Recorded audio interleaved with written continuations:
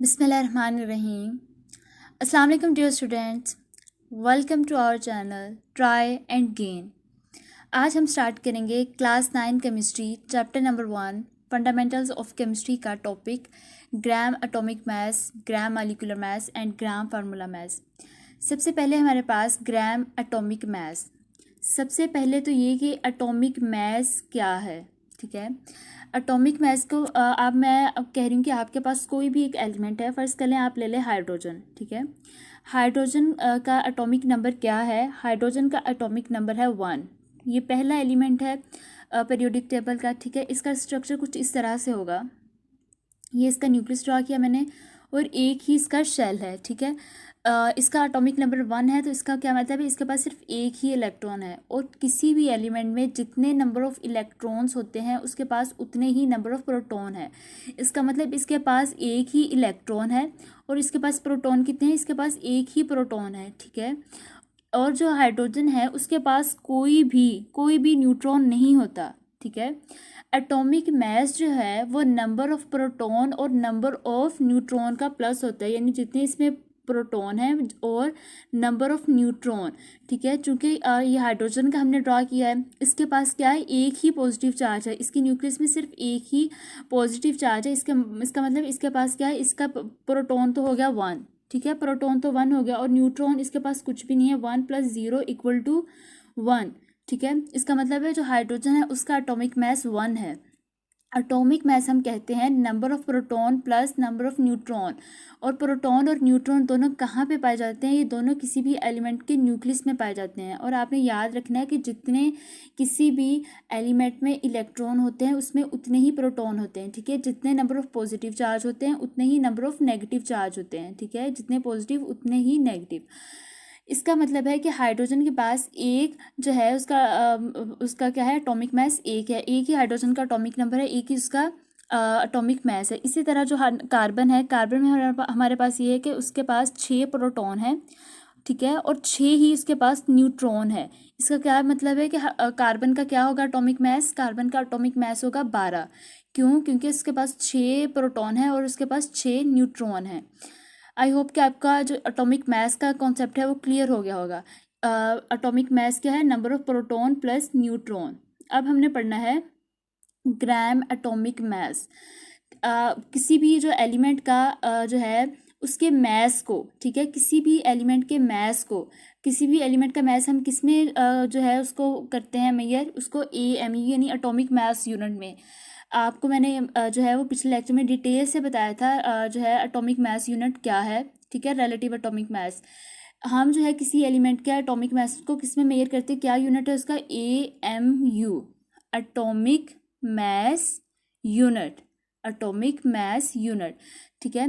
अब जब हम किसी भी एलिमेंट के मास को, एटॉमिक मास को एक्सप्रेस करते हैं ग्राम्स में, ठीक है। ग्राम क्या है? ग्राम भी एक यूनिट है मेजरमेंट का, ठीक है। उसको जब हम ग्राम में जो है वो लिखते हैं एटॉमिक मास को, तो हम उसको फिर कहते हैं ग्राम एटॉमिक मास या फिर ग्राम एटम, ठीक है। और इसको हम एक और जो है कुछ और भी कहते हैं। क्या कहते हैं? इसको हम मोल भी कह सकते हैं, MOLE, मोल, ठीक है। या आप उसे कह सकते हैं ग्राम एटॉमिक मास या फिर ग्राम एटम। मैं आपको दोबारा बताती हूँ, किसी भी एलिमेंट के मास को जब आप ग्राम्स में लिखते हैं उसको हम कहते हैं, यानी कि उसको एक्सप्रेस करने का जो यूनिट है, ठीक है, उसको एटॉमिक मास की यूनिट की बजाय जब आप उसको ग्राम में लिखते हैं उसको हम कहते हैं ग्राम एटॉमिक मास या फिर ग्राम एटम या फिर मोल।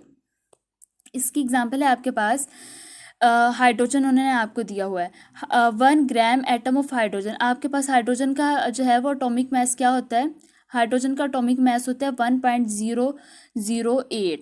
क्या होता है? हाइड्रोजन का 1.008 AMU। जब आप इसे AMU में लिखने की बजाय जब आप इसको लिखो 1.008 ग्राम, ठीक है। जब आप इसको 1.008 ग्राम लिखो, फिर हम इसको कहेंगे ग्राम एटॉमिक मास या फिर ग्राम एटम या फिर मोल, ठीक है। ग्राम एटॉमिक मास हम किसे कहते हैं कि किसी भी एलिमेंट के मास को AMU में कन्वर्ट करने की बजाय जब हम किसी भी किसी भी एलिमेंट के मास को हम ग्राम्स में कन्वर्ट करते हैं या फिर लिखते हैं, एक्सप्रेस करते हैं उसमें, तब हम उसको कहते हैं कि क्या है, ये ग्राम एटम है या फिर ग्राम एटॉमिक मास है या फिर मोल है। ठीक है।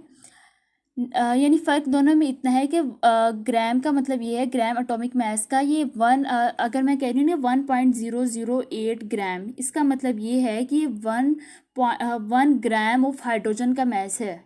ठीक है। 1 ग्राम ऑफ हाइड्रोजन का मास क्या है, 1.008 ग्राम। यानी 1 ग्राम ऑफ हाइड्रोजन में कितने एटम आएंगे। नेक्स्ट है आपके पास ग्राम मॉलिक्यूलर मास। मॉलिक्यूलर मास जो है यानी किसी भी मॉलिक्यूल का मास, उसको हम किस में लिखते हैं, उसको हम लिखते हैं डाल्टन में। ठीक है, डाल्टन में। और इसको आप डी में या फिर डी ए में या फिर यू में, 2 यूनिट इसके इस्तेमाल होते हैं मॉलिक्यूलर मास को मेजर करने के लिए, या डाल्टन या फिर यू। ठीक है। मॉलिक्यूलर मास में ये है कि आपने किसी भी मॉलिक्यूल का मास, एलिमेंट का या फिर कंपाउंड का जो मास को जो है ग्राम में लिखते हैं। ठीक है। इसका भी सेम वही सीन है जो आपके पास था ग्राम एटॉमिक मास का। ग्राम एटॉमिक मास में हम किसी भी एलिमेंट के मास को लिखते थे, ग्राम में कन्वर्ट करके जो है उसको लिखते थे। ठीक है। और यहाँ पे जो है हम किसी भी एलिमेंट का या फिर कंपाउंड का, मॉलिक्यूल का जो मास है, ठीक है, उसको यू में लिखने की बजाय जब हम उसे ग्राम्स में लिखते हैं, फिर हम उसको कहते हैं ग्राम मॉलिक्यूलर मास, या फिर हम उसे कहते हैं मोल, या फिर हम उसे कहते हैं ग्राम मॉलिक्यूल। ठीक है। इसकी एग्जांपल उन्होंने आपको दी हुई है 1 ग्राम मॉलिक्यूल ऑफ हाइड्रोजन 2.0 ग्राम। ठीक है। लेकिन ये आपके पास आ गया 2.0 ग्राम। ठीक है। ये किसके बराबर है, ये 1 MOL ऑफ हाइड्रोजन मॉलिक्यूल के बराबर है। इसी तरह वाटर है, वाटर में उनका जो आपने उसका जो मॉलिक्यूलर मास है उसको आपने लिखा है ग्राम में 18.0। ठीक है। वाटर का क्या है मॉलिक्यूलर मास 18.0, और जब आपने इसको ग्राम में कन्वर्ट किया या फिर ग्राम में एक्सप्रेस करके लिखा, जब आप इसको लिखेंगे फिर आपके पास ये आ जाएगा 18.0 ग्राम। इसी तरह जब आप मॉलिक्यूलर मास ऑफ हाइड्रोसल्फ्यूरिक एसिड को लिखोगे ग्राम्स में, तो ये आपके पास आ जाएगा 98.0। ठीक है। इसका मतलब क्या है, ये ग्राम मॉलिक्यूलर मास है जब आप इसको ग्राम में लिखेंगे। नेक्स्ट है आपके पास ग्राम फार्मूला मास। ठीक है। ग्राम फार्मूला मास में ये है कि जब आप किसी भी आयनी कंपाउंड के फार्मूला मास को लिखेंगे ग्राम्स के अंदर, ठीक है, जब आप किसी भी आयनी कंपाउंड के फार्मूला मास को लिखेंगे ग्राम्स के अंदर, उसको हम कहेंगे ग्राम फार्मूला मास या फिर मोल या फिर फार्मूला, ग्राम फार्मूला। ठीक है। ये तीन नाम आप उसको दे सकते हैं, ग्राम फार्मूला मास, ग्राम फार्मूला या फिर मोल। इसकी इन्होंने आपको एग्जांपल दिया है सोडियम। फार्मूला मास क्या होता है कि आपके पास कोई भी आयनिक कंपाउंड है, वो जितने भी एलिमेंट से मिलके बना है, या फिर आप कह सकते हैं आपके पास ये सोडियम NaCl है ना, तो सोडियम का कितना है, सोडियम का एटॉमिक मास होता है 22 यानी ऑलमोस्ट 23। ठीक है। 22.9 यानी अप्रोक्सीमेट, या आप कह सकते हैं ये तकरीबन 23 है। ठीक है। और Cl का ये किसका था, ये आपके पास Na का था। और Cl का आपके पास क्या होता है, Cl का आपके पास होता है 35। अब आप 35 और 23 को जो है वो जमा करें, 35 और 23 को जमा करें तो आपके पास आ जाता है 58।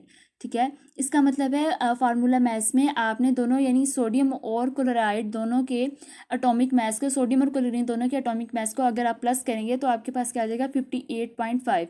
ये क्या हो गया, ये फार्मूला मास हो गया। इस फार्मूला मास को जब आप लिखेंगे ग्राम के अंदर एक्सप्रेस करेंगे, ग्राम में लिखेंगे, तब हम इसे कहेंगे ये क्या है, ये ग्राम फार्मूला है। ठीक है। ग्राम फार्मूला है या फिर ग्राम फार्मूला मास है। इसी तरह जब आप CaCO3, ये भी एक आयनिक कंपाउंड है, इसके फार्मूला मास को ग्राम में लिखेंगे जो कि है 100। ठीक है। तो आप इसे क्या कहेंगे, ये ग्राम फार्मूला मास है या फिर ग्राम फार्मूला या फिर मोल है। अल्लाह हाफिज़।